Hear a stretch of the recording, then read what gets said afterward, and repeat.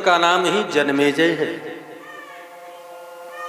परीक्षित जी बड़े धर्मात्मा हैं, इनके राज्य में कोई कमी नहीं है। इनके राज्य के घरों में ताला नहीं लगता, इनके राज्य में चोरी नहीं होती, इनके राज्य में गौ अपनी आंख दूध दे देती है।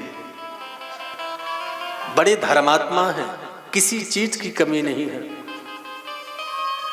परीक्षित भेष बदल करके संत महात्माओं के आश्रम में जाते हैं, संतों की सेवा करते हैं। क्योंकि भेष इसलिए बदलते कि संत समझ जाएंगे तो सम्राट है, सेवा नहीं करने देते, तो भेष बदल करके संतों के चरणों की सेवा करते हैं, संतों के आश्रम में झाड़ू लगाते हैं, पोछा करते हैं, लकड़ी इत्यादि ला करके रख देते और अपने राज्य में चलाते। बड़े धर्मात्मा है, किसी चीज की कमी नहीं है मेरे भाई।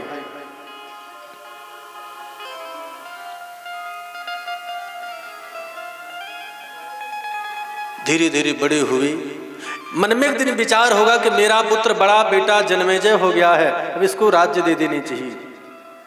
एक दिन परीक्षित अश्व पर असवार हुए, सोने का मुकुट पहने, हाथ में तलवार लिए और सुदूर जंगल में चले गए।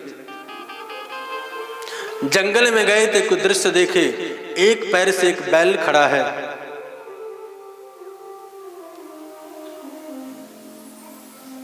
और सामने एक गौ है। गौ रो रही है, बैल समझा रहा है,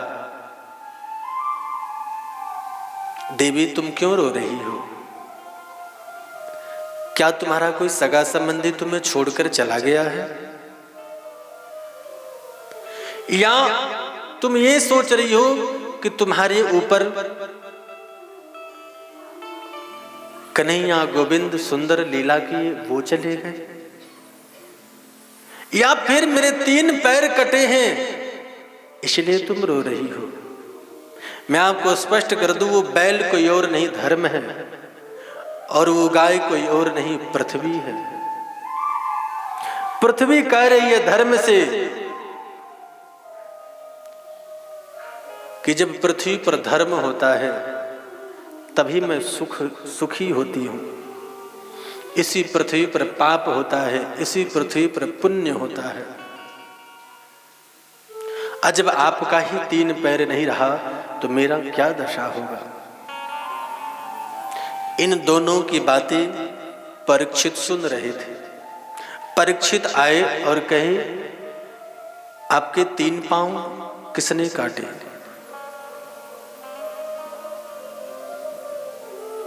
हमारे राज्य में ऐसा कौन है कि जो आपके पैर को काटे?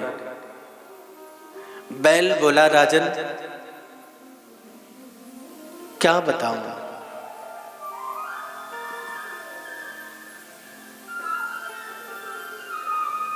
अगर कर्म की बात करें तो कर्म कहता है, कर्म प्रधान विश्व करी राखा, जो जस करही तस फल चाखा। जो जैसा कर्म करता है वैसा ही फल मिलता है। शायद हमने जीवन में कोई अच्छा कर्म नहीं किया होगा इसलिए पैर कट गए। अगर मीमांसा शास्त्र को देखा जाए तो वो कहते हैं कि दुख और सुख मन की भ्रांति है। दुख और सुख केवल मन की भ्रांति है। जो सुख हमें मखमल के गद्दे में सोने पर मिलता है, वही सुख कुत्ते को नाली में सोने से मिलता है। मन की भ्रांति है, किसको दोष दो?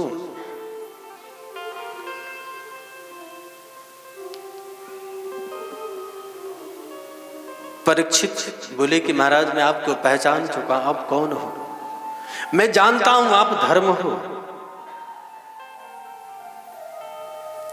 फिर भी मैं पता लगाने का कोशिश करूंगा कि आपके पैर काटने वाला कौन हो सकता है। परीक्षित ना कह करके मुड़े, तब तक एक नंगा तलवार लेकर के, बड़ी बड़ी मूछें, बड़ी बड़ी आंखें, काले काले बाल, बड़ी बड़ी आंखें, माथे पर काली पट्टी, नंगा तलवार लेकर के उस बैल के वो भी पैर काट रहा था। परीक्षित मुड़कर देखे, बोले सावधान, कौन हो तुम? तुम्हें शर्म नहीं आती? उस बैल के 3 पांव नहीं है, 1 पांव से खड़ा है, उस पांव को तुम काट रहे हो? कौन हो तुम? परीक्षित जैसे अपना तलवार निकाले मारने के लिए कि वो आदमी परीक्षित के चरणों में गिर गया। पांडवों की कही हुई बातें परीक्षित को याद आ गया कि शत्रु भी अगर शरण में आ जाए तो उसे क्षमा कर दे। परीक्षित बोले कि उठे, तुम कौन हो? मैं तुम्हें क्षमा कर दिया हूं, तुम मेरी शरण में हो। वो व्यक्ति बोला, महाराज मैं कलयुग हूं,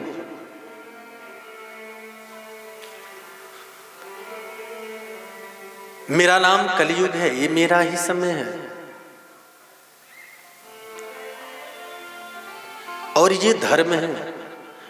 कलयुग का सबसे बड़ा शत्रु धर्म है मेरे भाई। कलयुग नहीं चाहता कि हमारे राज्य में 1 पांव भी, 1 चरण भी धर्म हो। कथा में अगर आप आओ और मन न लगता हो तो समझो कलयुग सर पे बैठा हुआ है। कथा में बैठो, अगर गहरी नींद आती हो तो समझो कलयुग बैठा है सर के ऊपर। कलयुग चाहता ही नहीं है कि आप मंदिर जाओ, कलयुग चाहता ही नहीं है कि आप धर्म के कार्य करो। कलयुग का शत्रु है।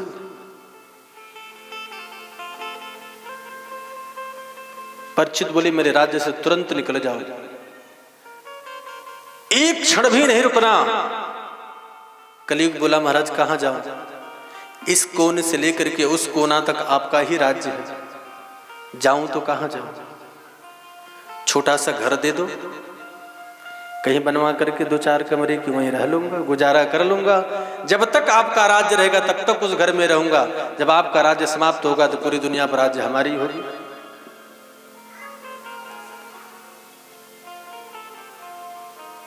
परीक्षित के मन में आया और 4 जगह दे दी। दूतम पानम स्त्रियम शूनम, ये 4 जगह कलयुग का निवास होता है। ध्यान देना, कलयुग कहाँ कहाँ रहता है? द्यूतम, जहां जुआ खेला जाता हो वहां पर कलयुग का वास होता है। जुआ ईमानदारी से जीत ही नहीं सकते आप। अगर जुआ ईमानदारी से जीता जा सकता तो क्या पांडव नहीं जीत सकते थे? युधिष्ठिर जी नहीं जीत सकते थे? जुआ में कलयुग का वास होता है। दूसरा पानम, मदिरा, शराब। शराब में कलयुग वास करता है। शराब पीने वाले व्यक्ति को कोई होश नहीं रहता है। बड़ी बड़ी कोठी, बड़ी बड़ी अट्टारियां समाप्त हो जाती है शराब की बोतलें में। पता ही नहीं चलता है कि हम कहां थे और किधर चले गए। इसलिए जिस घर में मदिरा का सेवन होता हो उस घर में कलयुग का वास करता है। तीसरा स्त्री गमन, पराय स्त्री गमन पे कलयुग का वास, सावधान रहे। तीसरा, जहां पर अहिंसा होता हो, जानवर इत्यादि काटे जाते हो, वहां पर कलयुग का वास होता है। ये 4 चीज परीक्षित ने कलयुग को दे दिया। 4 कमरे बना करके रहो यहां पर। कलयुग ने हाथ जोड़ करके कहा, महाराज मैं कलयुग हूं, हमारे अंदर कोई गुण नहीं है, लेकिन एक गुण भी है मेरे अंदर। कलयुग में सबसे बड़ा गुण क्या है आप जानते हो? यह कलयुग कर ए जी,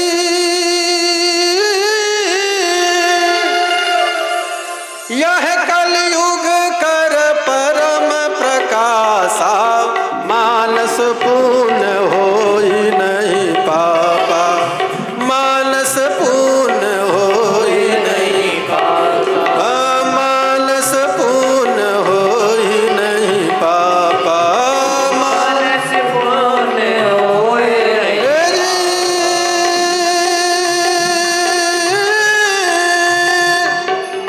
यह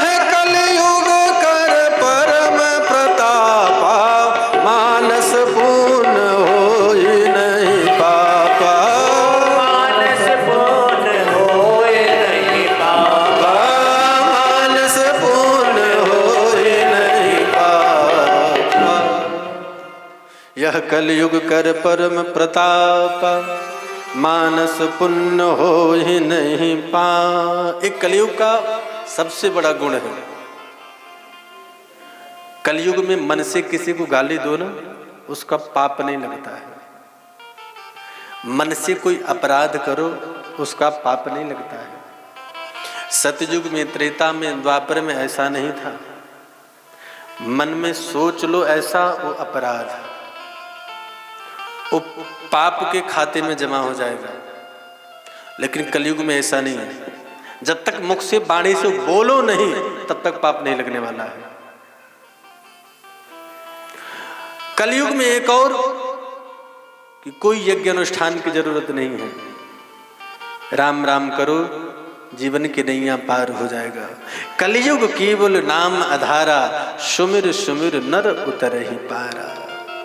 कलयुग समयुग आन नहीं, जो नर कर विश्वास। कलयुग समयुग आन नहीं, जो नर कर विश्वास।